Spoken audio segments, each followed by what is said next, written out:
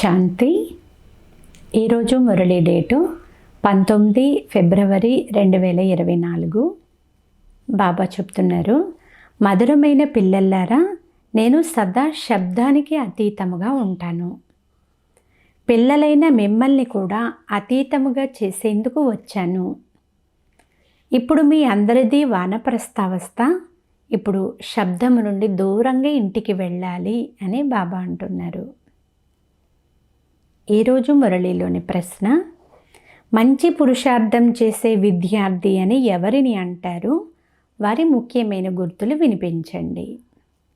సమాధానము, వారికి స్వయంతో స్వయం మాట్లాడుకోవడం తెలుసు, సూక్ష్మంగా అధ్యయనం చేస్తారు.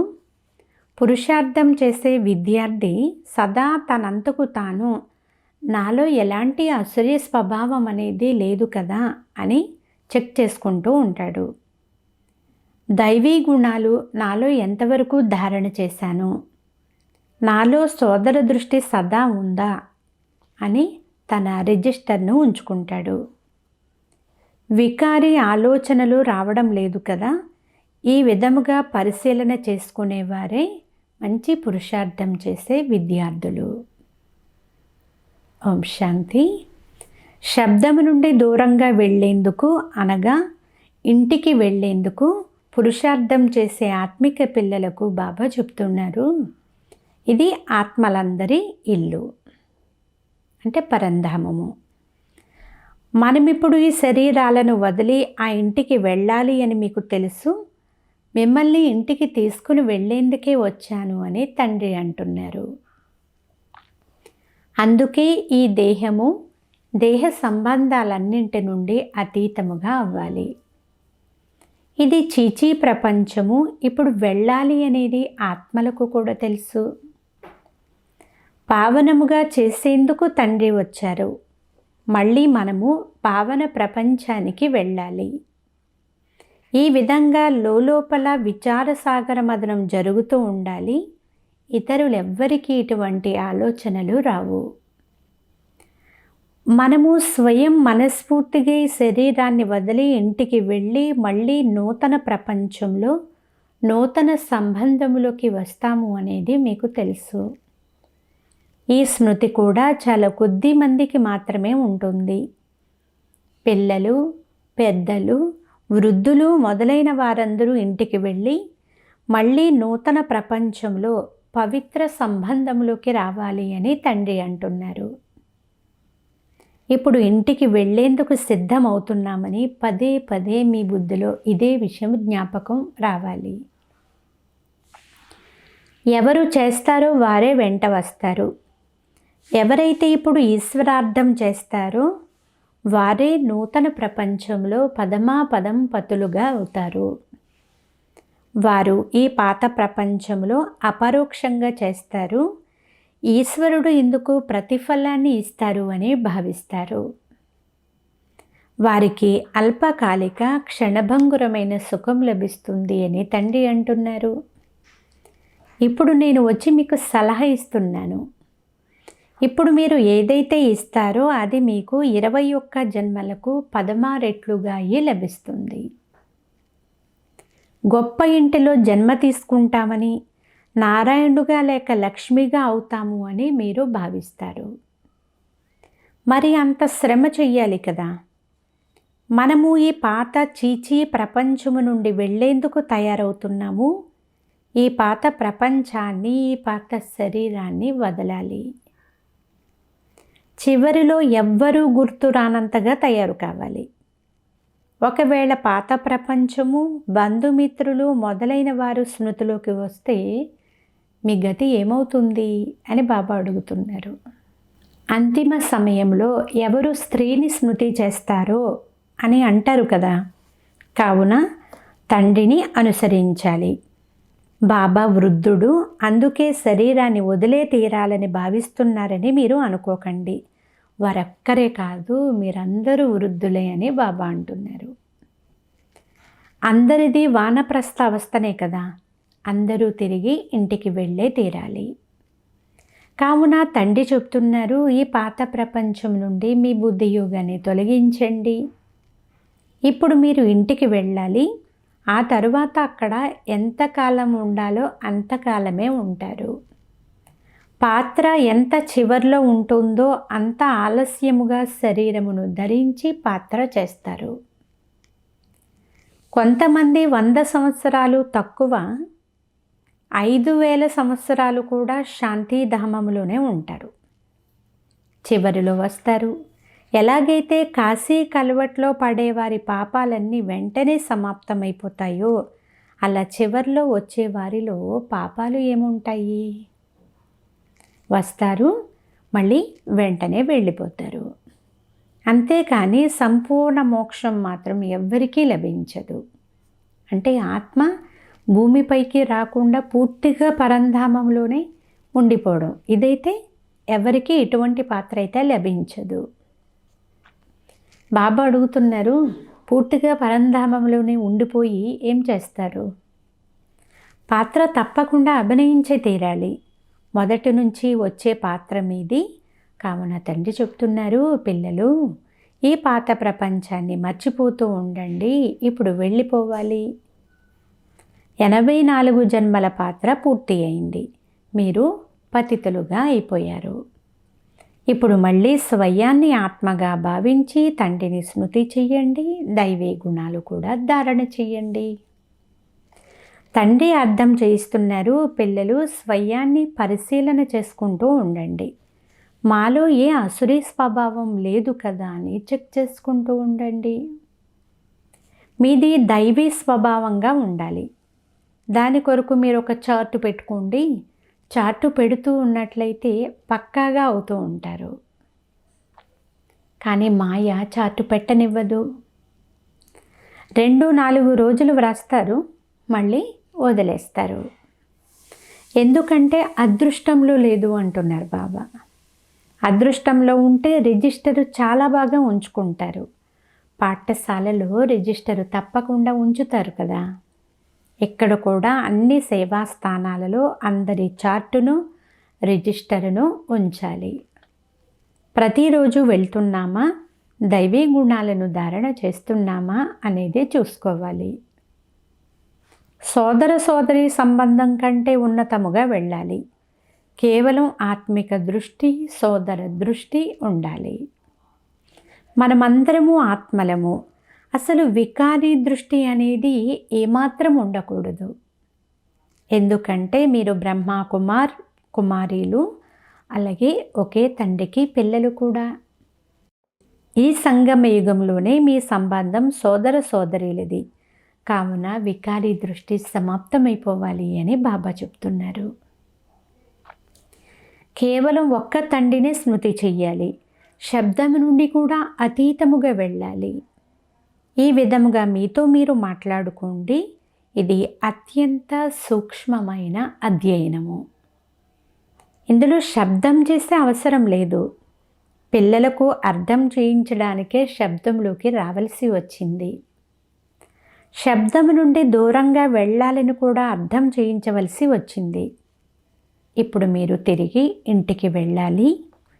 బాబా మీరు వచ్చి వెంట తీసుకుని వెళ్ళండి. మేము పతితులము, తిరిగి వెళ్ళలేము అని తండ్రిని పిలిచారు. పతిత ప్రపంచంలో పావనముగా ఎవరు చేస్తారు? సాధువులు, సన్యాసులు మొదలైన వారెవ్వరూ పావనముగా చెయ్యలేరు. పావనముగా అయ్యేందుకు వారే గంగా స్నానం చేస్తూ ఉంటారు. తండ్రిని గురించి వారికి తెలియదు. కల్పకృతం తెలుసుకున్న వారే ఇప్పుడు పురుషార్థం చేస్తున్నారు. ఈ పురుషార్థం కూడా తండ్రి తప్ప మరెవరూ చేయించలేరు. అందరికంటే ఉన్నతమైన తండ్రియే వారు. అటువంటి తండ్రిని రాయి రప్పల్లో పడేసినందువలన వారి గతి ఏమైందో చూడండి. మెట్లు దిగుతూనే వచ్చారు. సంపూర్ణ నిర్వికారులైన వారు ఎక్కడా, సంపూర్ణ వికారీలు అయిన వీరు ఎక్కడా? ఈ విషయాలు కల్పం క్రితం ఒప్పుకున్న వారే ఇప్పుడు కూడా ఒప్పుకుంటారు. ఎవరు వచ్చినా వారికి తండ్రి ఆజ్ఞను తెలియచేయడం మీ కర్తవ్యము. మెట్ల చిత్రమును చూపించి అందరికీ అర్థం చేయించండి. ఇప్పుడు అందరిది వానప్రస్థావస్థ, అందరూ శాంతిధామానికి, సుఖధామానికి వెళ్ళిపోతారు. బుద్ధియోగ బలము ద్వారా సంపూర్ణ పవిత్రమైన వారు మాత్రమే సుఖధామానికి పోతారు. భారతదేశపు ప్రాచీన యోగం కూడా మహిమ చేయబడింది. మనము మొట్టమొదటే వచ్చాము అని ఆత్మలైన మనకి ఇప్పుడు జ్ఞాపకం వచ్చింది. ఇప్పుడు తిరిగి మళ్ళీ వెళ్ళాలి. మీకు మీ పాత్ర గుర్తుకొస్తుంది. ఈ కులానికి చెందిన వారు కాదు అంటే పవిత్రముగా అవ్వాలి అనేది కూడా వారికి అసలు గుర్తే ఉండదు. పవిత్రముగా అయ్యేందుకు చాలా శ్రమ చెయ్యాలి. స్వయాన్ని ఆత్మగా భావించి నన్ను స్మృతి చేస్తే వికర్మాజీతులుగా అవుతారు అని, సోదర సోదరీలమని భావిస్తే దృష్టి మారిపోతుంది అని తండ్రి చెప్తున్నారు. సత్యయుగంలో చెడు దృష్టి అనేది ఉండదు. పిల్లలు, మేము సతయుగి దేవతలమా లేక కలియుగి వికారులమా అనేది మిమ్మల్ని మీరు ప్రశ్నించుకోండి. పిల్లలైన మీరు మంచి మంచి చిత్రాలు, మంచి మంచి స్లోగన్లు మొదలైనవి తయారు చేయాలి. మీలో ఎవరైనా ఒకరు సతయుగానికి చెందినవారా లేక కలియుగానికి చెందినవారా అని ప్రశ్నించాలి. అదేవిధంగా మరొకరు రెండవ ప్రశ్న అడగాలి.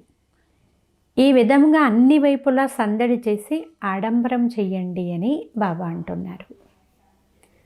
పతితులను పావనంగా చేసేందుకు బాబా పిల్లలకి శ్రీమతాన్ని ఇస్తున్నారు. ఇతర వ్యాపారాలు మొదలైన వాటి గురించి నాకేం తెలుసు? మానవులను దేవతలుగా తయారు చేసేందుకే కదా తండ్రిని పిలిచారు. కాబట్టి నేను వచ్చి ఆ మార్గమునే తెలియచేస్తాను. ఎంతో సాధారణ విషయము. సూచన కూడా చాలా సహజమైనది. మన్మనాభవ, స్వయాన్ని ఆత్మగా భావించి తండ్రిని స్మృతి చెయ్యాలి. అర్థం చేసుకోనందువలన గంగను పతిత పావని అని భావించడం మొదలుపెట్టారు. పతిత పావనులు ఒక్క తండ్రి మాత్రమే. ఇప్పుడు అందరికీ ఇది వినాశన సమయము.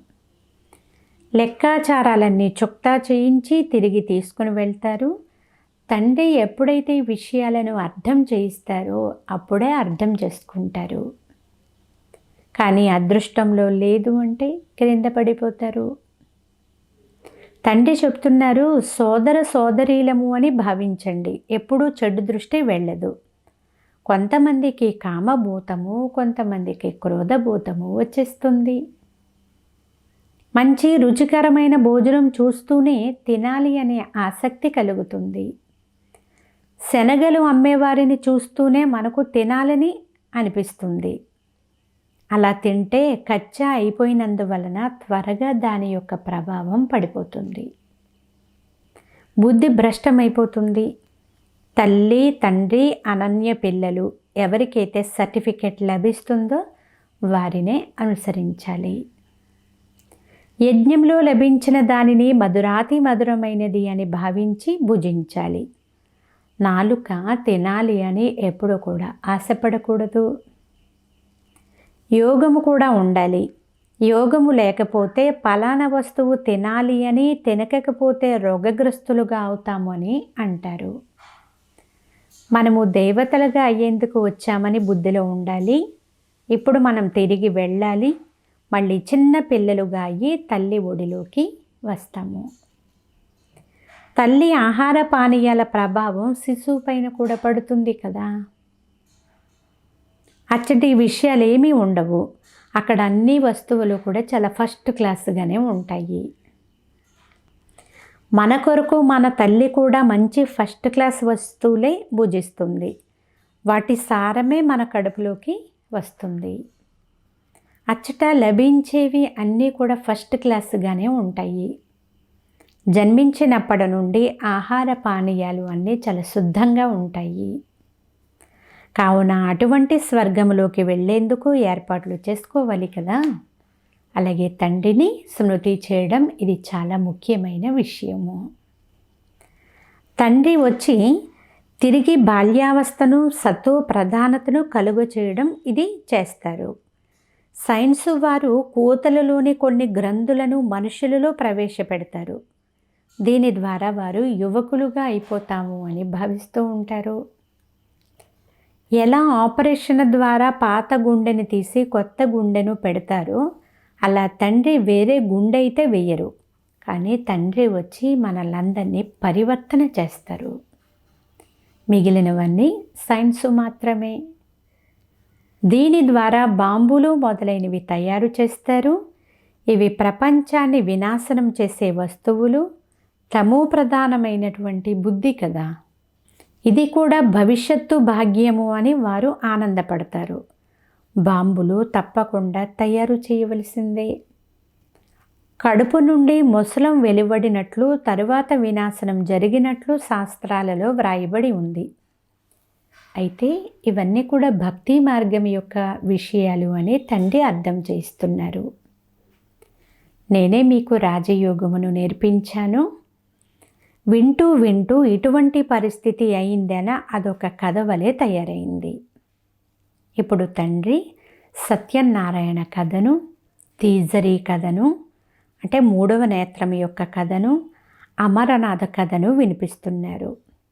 ఈ చదువు ద్వారా మీరు చాలా ఉన్నతమైన పదవిని పొందుతారు. అంతేకాని స్వదర్శన చక్రంతో అందరినీ చంపారు అని శాస్త్రాలలో చెప్పినట్లుగా కృష్ణుడు మొదలైన వారు ఉండరు.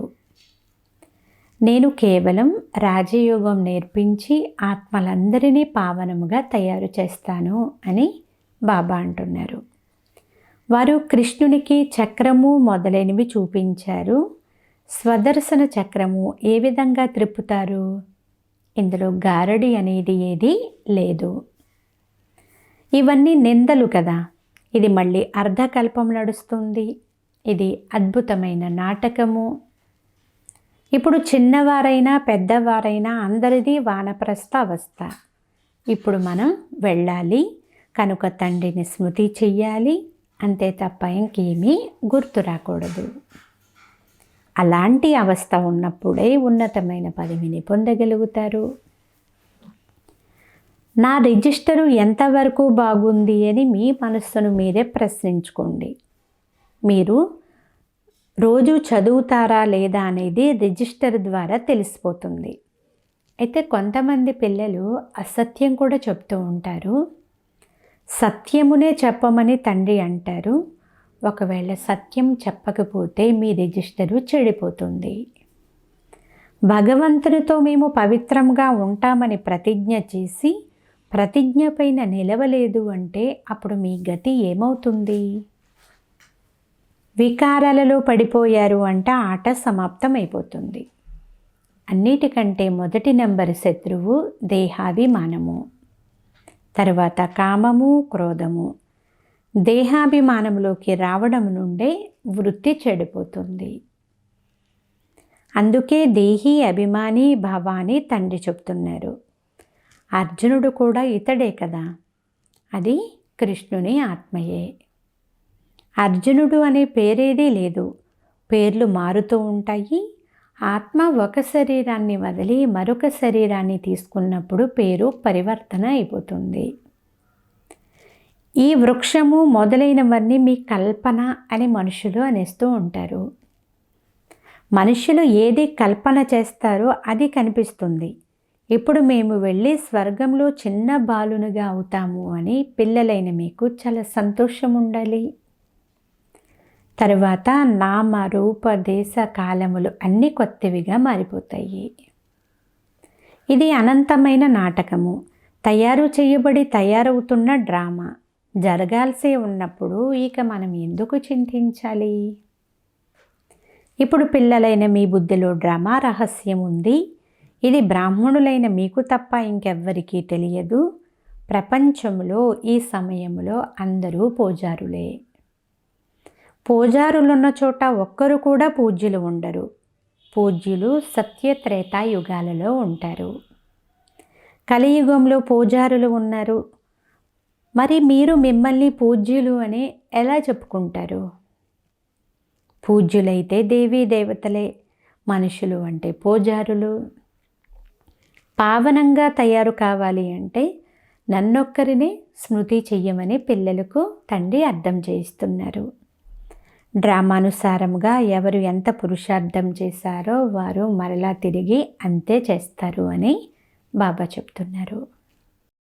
అచ్చా, మధురాతి మధురమైన అపురూపమైన పిల్లలకు మాతాపిత బాప్దాదాల ప్రియ స్మృతులు మరియు గుడ్ మార్నింగ్. ఆత్మిక పిల్లలకు ఆత్మిక తండ్రి నమస్తే. ఆత్మీయ తండ్రికి ఆత్మీయ పిల్లల యొక్క ప్రియ స్మృతులు గుడ్ మార్నింగ్. నమస్తే నమస్తే నమస్తే. ధారణ కొరకు ముఖ్య సారము. ఫస్ట్ పాయింట్, మీ చదువును తెలిపే రిజిస్టర్ను తప్పకుండా ఉంచాలి. మాకు సోదర దృష్టి ఎంతవరకు ఉంటుంది, నా స్వభావం దైవీ స్వభావంగా అయిందా అని తమ చార్టును తామే పరిశీలన చేసుకోవాలి. సెకండ్ పాయింట్, తమ నాలుక పైన చాలా నియంత్రణ ఉంచుకోవాలి. మేము దేవతలుగా తయారవుతున్నాము, అందువలన ఆహార పానీయాలపైన చాలా గమనం పెట్టాలి అని బుద్ధిలో ఉండాలి. నాలుక చంచలం కాకూడదు, మాతాపితలను అనుసరించాలి. ఈరోజు వరదానము, పరిశీలన శక్తి ద్వారా తండ్రిని గుర్తించి అధికారులుగా అయ్యే విశేష ఆత్మ భవ. సారాంశము, బాబ్దాదా ప్రతి పుత్రుని విశేషతను చూస్తారు. సంపూర్ణంగా అవ్వకున్నా పురుషార్థులుగా ఉన్నా ఏ విశేషత లేని పుత్రుడు ఒక్కరు కూడా లేరు. అన్నింటికంటే మొదటి విశేషత కోట్లలో ఒక్కరి లిస్టులో అయితే ఉన్నారు కదా. తండ్రిని గుర్తించి నా బాబా అని అనడము, అధికారులుగా అవ్వడం కూడా బుద్ధి యొక్క విశేషత మరియు పరిశీలన శక్తి. ఈ శ్రేష్టమైన శక్తియే విశేషాత్మగా తయారు చేసింది. స్లోగన్, శ్రేష్ట భాగ్యరేఖను గీసుకునే కలము శ్రేష్ట కర్మలు. అందువలన ఎంత కావాలంటే అంత భాగ్యాన్ని తయారు చేసుకోండి. అచ్చా, ఓం శాంతి.